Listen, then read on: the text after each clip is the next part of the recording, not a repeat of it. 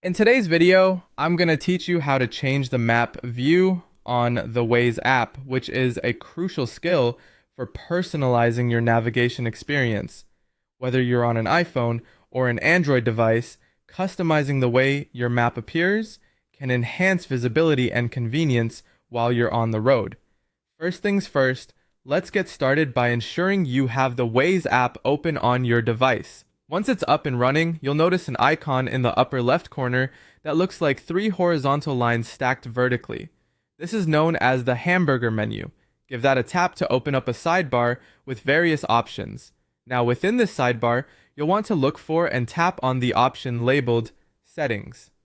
This is your gateway to all things customization within the app. Once you're in the Settings menu, the next step is to find and select Map Display.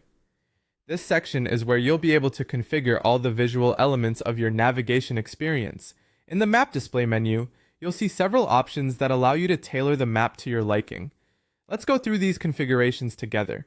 The first is the map color scheme. Here, you have the choice between a light theme, a dark theme, or auto, which automatically shifts between day and night modes depending on the time of day. Pick whichever theme suits your preference or the current lighting conditions best. Moving on, the next option is Map View. You have the option to switch between 2D, auto, and 3D views. The 2D view offers a flat perspective that's straightforward, while the 3D view provides an angled look that's more dynamic.